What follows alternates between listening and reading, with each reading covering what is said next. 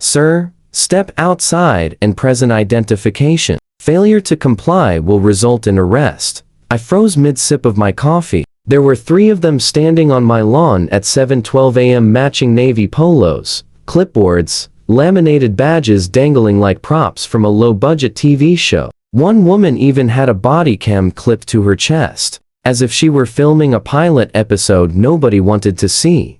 Their leader a rigid, 50-something woman with the helmet-stiff bob haircut and the posture of someone who has spent decades being personally offended by trampoline noise, raised her hand, like she was coordinating a raid. "This is your final warning, Mr. Hurst," she announced. "You violate Maple Creek Estates Covenant Statutes 3, 4, 4, 2, and 8, 9b. Produce identification and your HOA membership card, or we will proceed with the citizen's arrest." I stared at her, barefoot on my porch, flannel pajama pants, holding a mug that said "World's Okayest Neighbor." "Couple problems with that," I said slowly. 1, I'm not in your HOA, and 2, you are the HOA. You can't arrest anybody. Behind her, a middle-aged guy with a dad bod and unnecessary sunglasses shifted nervously, clutching a manila folder labeled evidence. The woman's nostrils flared. "My name is Denise Corbett," she snapped. "I am president of the Maple Creek Estates Homeowners Association, and under our Community Security Initiative, we are fully empowered to detain non-compliant residents pending law enforcement arrival." I blinked, then looked past them at the weathered wooden sign at the end of my street. "Welcome to Old Hickory Lane, unincorporated county road. No HOA." I took another sip of coffee. "Yeah," I murmured. "This should be good." 3 months earlier, I'd moved into my slightly crooked little ranch house at the dead end of Old Hickory Lane. I was 34, worked from home as a software engineer, preferred peace to chaos, and believed neighbors were best. Appreciated at a polite wave range. My hobbies included brewing overcomplicated pour-over coffee and trying desperately not to kill a lemon tree on my back patio. The place had charm, original hardwood, a tiny fireplace, and a yard that backed up to a creek. But it had one magical sentence in the listing that sang to my soul: "Not subject to HOA." Old Hickory Lane was the lone survivor of whatever rural grid existed before Maple Creek Estates paved over the area in cul-de-sacs and identical mailboxes. Maple Creek now wrapped around my little road on 3 sides, like a decorative noose made of beige stucco and vinyl siding. On moving day, my real estate agent pointed toward the Maple Creek entrance with its brick pillars and manicured shrubs. "That," she'd said, "is the kingdom of the HOA, but this stretch these for houses on Old Hickory is county jurisdiction. No dues, no committees, no architectural reviews. You want to paint your house purple? Go wild." I grinned. "I won't, but it's nice to know I could." I met the HOA president 2 weeks later. She showed up while I was unloading groceries, striding down from the Maple Creek gate like an IRS audit in human form. Tall, sharp features, joggers that somehow looked judgmental. This was Denise Corbett, ruler of Maple Creek, enforcer of bylaws. She didn't introduce herself so much as broadcast her authority. "I'm Denise, Maple Creek HOA president. I like to know everyone in the community," she said, with the tone of someone who meant under my command. Her eyes scanned my house, my car, my recycling bin like a TSA scanner with a grudge. "You're the new owner of..." "Ah, the exception parcel, I guess." "Yeah," I replied. "Old Hickory. Not in the HOA." Her smile folded in half. "Well, technically," she said, "you're adjacent to Maple Creek, and your property affects our community standards. We should talk about expectations." "My expectation," I said, lifting a bag of groceries, "is that I mow my lawn, don't cause problems, and you people leave me alone." The smile vanished. Then, for a moment, a flashed height, obsessive fury. "We'll see," she said. That was the quiet beginning of the war I never asked to be drafted into. The first note appeared on my door like a parking ticket. "Notice of violation. Maple Creek Estates. HOA property. 11 Old Hickory Lane. Adjacency. Parcel violation. Non-regulation mailbox section 2.3. Fine. $75 due in 10 days. I read it twice, then laughed. Maple Creek's regulation. Mailboxes were these black, fox Victorian monstrosities that looked like they expected handwritten letters from the 1800s. Mine was a standard USPS approved box. I crumpled the notice and tossed it. 3 days later, a second letter arrived, this time in my actual federal mailbox, which was illegal for them to use.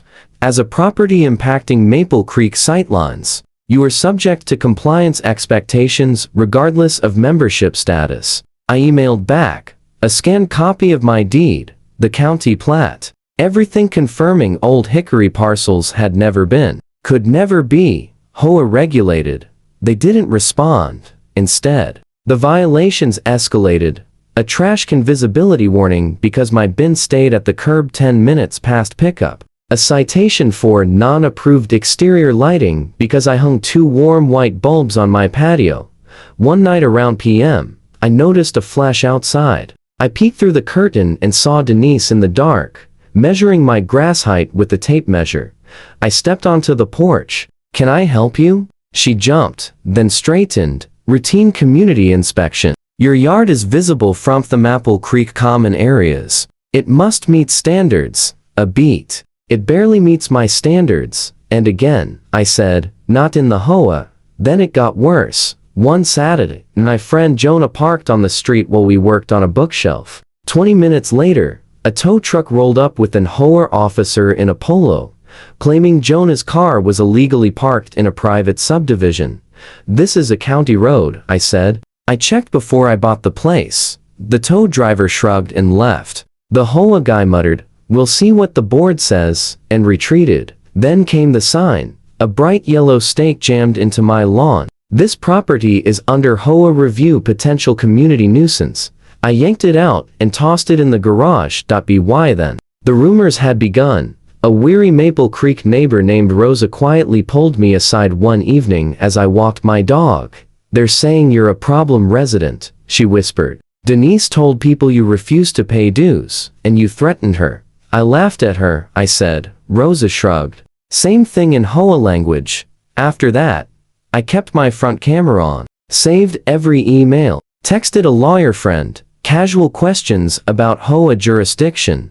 Then one morning, I saw Denise and 2 board members in the cul-de-sac studying a printout of my property lines, like they were planning a military strike. I didn't know they'd already formalized their community security initiative. The ID, or arrest, stunt wasn't random. It was step 9 in Denise's spiral. They'd ordered polos embroidered with Maple Creek security in gold thread. Badges that looked official from 10 feet away if you didn't read the tiny neighborhood safety volunteer. Denise rebranded the HOA watch group into a security task force. It made her feel powerful, made gullible neighbors feel protected, made the rest of us uneasy. The morning they confronted me, I let them monologue. Denise listed my violations. Unapproved mailbox, visible trash can, unsanctioned exterior lighting, failure to register as an adjacency parcel, residentialist. Guy kept filming like he expected a dramatic takedown. Then I spoke calmly. "Just to be super clear on video, I am not, and have never been, a member of the Maple Creek HOA. You have no authority over me. You are trespassing. Please leave." Denise's jaw twitched. "You are within the Maple Creek sphere of influence," she said. "Your presence directly impacts our property values. You are being non-compliant and antagonistic. Under our bylaws, we can detain." I held up my phone. "Denise, I checked with the county and an attorney. You lay one finger on me, and this stops being HOA nonsense and starts being criminal. I am asking you, on camera, to leave my property." There was a tense silence. Denise angled herself toward the camera. "Mr. Hurst is becoming aggressive," she announced loudly, voice trembling theatrically. "We may need law enforcement." She pulled out her phone and dialed 911. I faintly heard, "What's your emergency?" Denise slipped into full performance mode. "Yes, hi. I'm the HOA security lead for Maple Creek Estates. We have a resident here who's been threatening board members and is refusing to leave HOA common property. He appears hostile. We're concerned he may escalate. Please send someone quickly." My eyebrows shot up. "You just lied to 911. Denise cupped her hand over the phone and hissed. "You are escalating. You're on my front porch," I said. "And your common property is literally my deeded land." But the damage was done. 10 minutes later, the street lit up with flashing blue and red. Real patrol cars this time. Real badges. Real authority. Rosa stood behind her mailbox, watching with a worried expression. Other Maple Creek residents peeked through blinds, curtains, trembling with morbid curiosity. I lifted my hand slightly as the officers approached. "Morning," I said calmly. "You're going to want the camera footage." Denise stepped forward us. She had summoned them. "Officers, thank goodness. We've had repeated issues with this man. He refuses to comply with HOA regulations. He's been hostile and threatening, and now he's interfering with our security team." "Ma'am," the taller officer interrupted, "whose property is this?" Denise blinked. "Well, it's community adjacent." But the second officer, a woman, glanced at the mailbox. "The house number? The Old Hickory Lane sign." Her eyebrows rose. "I know this strip," she said. "Old Hickory, unincorporated, not in the HOA." I almost felt bad for Denise as both officers slowly turned to face her. "Almost." "Sir?" the taller cop asked me. "You got documentation?" "Oh, absolutely," I said, opening a folder on my phone labeled, in giant capital letters, "Not in the HOA." I showed them the plat map, the deed, and the county's email confirmation. Meanwhile, my front camera had captured every second of the morning circus. "And you said he threatened you?" the officer asked Denise, his eyebrow lifting in a way that promised problems. Denise stalled. He intimidated the board. He was aggressive. He refused to show ID. The officer looked utterly unimpressed. "Refusing HOA rules on property not under your jurisdiction is not a crime, ma'am. Making misleading statements to 911 is."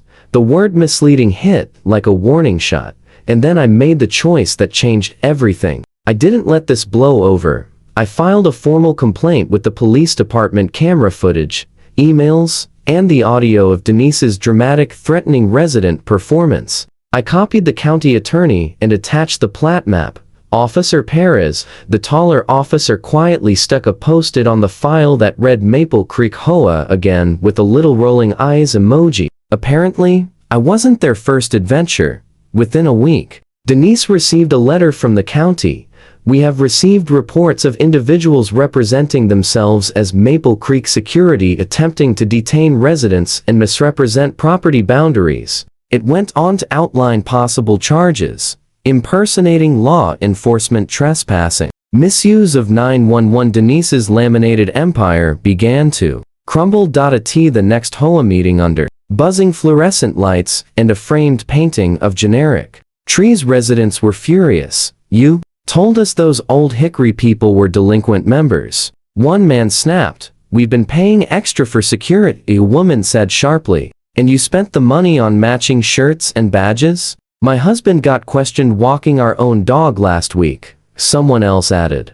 Rosa, normally quiet, stood. "You lied to the police about our neighbor. That's not security. That's harassment."